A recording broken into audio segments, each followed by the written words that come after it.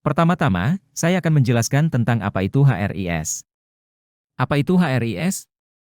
HRIS adalah Human Resources Information System atau disingkat HRIS. HRIS adalah program aplikasi komputer yang mengorganisir tata kelola dan tata laksana manajemen SDM di perusahaan guna mendukung proses pengambilan keputusan atau biasa disebut dengan Decision Support System dengan menyediakan berbagai informasi yang diperlukan.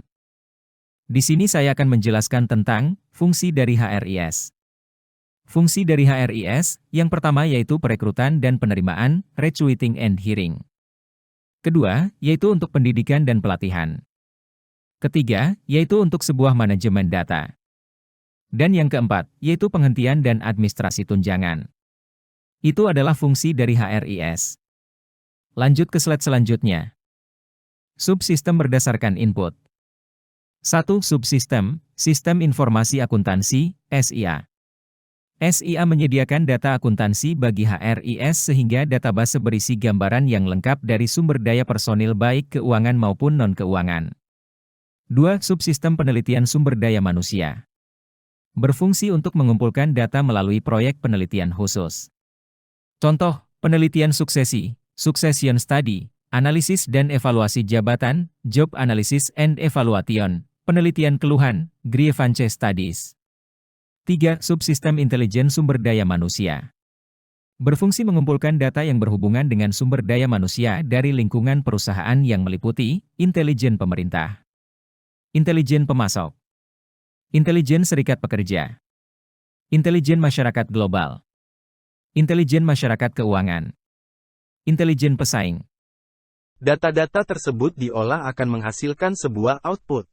Untuk output HRIS dibagi menjadi 6 subsistem, yaitu 1.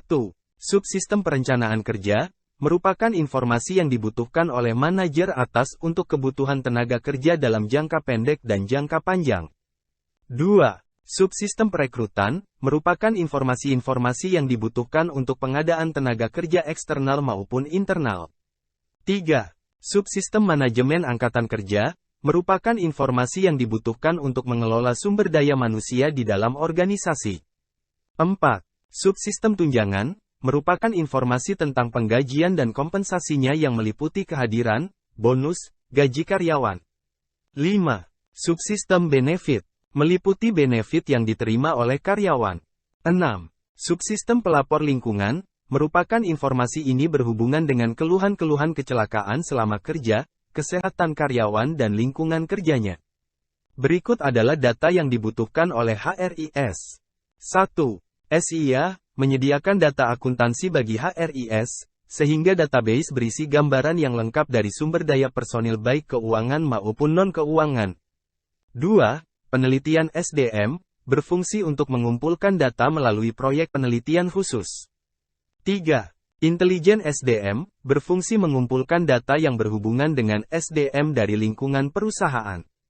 Inilah informasi yang dihasilkan dari data yang dibutuhkan. 1.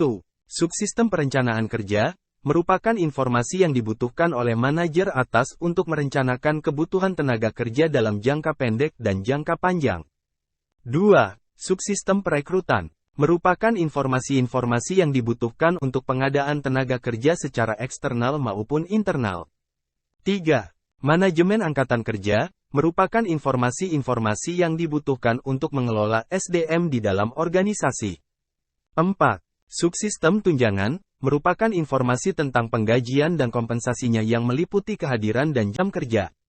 5. Benefit, meliputi benefit yang diterima oleh karyawan. Benefit berbeda dengan kompensasi. Kompensasi lebih ke insentif yang dihubungkan dengan kinerja karyawannya, sedangkan benefit lebih ke manfaat tambahan yang diterima karyawan seperti dana pensiun. 6. Pelapor lingkungan, informasi ini berhubungan dengan keluhan-keluhan, kecelakaan selama kerja karyawan. Siapa saja sih yang menggunakan HRIS dalam perusahaan? Mungkin Anda bertanya tentang hal ini. Jika dalam perusahaan menerapkan HRIS, penggunanya adalah manajer, HRD, dan karyawan. Manajer merupakan upaya monitoring kesenjangan antara standar kinerja yang diharapkan dengan aktual kinerja yang ditunjukkan. Pilar Performance Management bertanggung jawab untuk merancang sistem hingga implementasi penilaian kinerja para pegawai hingga laras dengan objektif yang harus dicapai oleh organisasi. HRD, Human Resources Department, bertanggung jawab terhadap pengelolaan sumber daya manusia dalam sebuah organisasi. Karyawan, hubungan karyawan, Employee Relations, berfungsi sebagai internal PR bagi setiap kebutuhan pegawai terhadap informasi, kebijakan dan peraturan perusahaan. Fungsi ini juga penting untuk menggali input-input dari pegawai mengenai berbagai aspek dalam organisasi. Setelah menerapkan HRIS, apa dampak positif dan negatif dari HRIS? Dampak positif: efisiensi waktu, kemudahan akses data hingga proses penarikan hasil data menjadi lebih cepat dan akurat, waktu yang dibutuhkan untuk mengelola administrasi dan data juga menjadi lebih singkat dan efektif. Dampak negatif: misalnya, seperti orang melamar dengan CV online, jika berkas-berkas lamaran, CV dari calon karyawan itu hilang di luar kuasa dari divisi hari, maka mungkin mereka akan kehilangan peluang untuk menyeleksi karyawan yang datanya ternyata sudah lenyap, sedangkan tak ada backup data para pelamar tersebut. Demikian beberapa hal yang bisa saya sampaikan pada kesempatan ini. Saya mohon maaf yang sebesar-besarnya apabila ada tutur kata maupun tindakan yang kurang berkenan. Terima kasih atas perhatiannya, sekian dari saya, wassalamualaikum warahmatullahi wabarakatuh.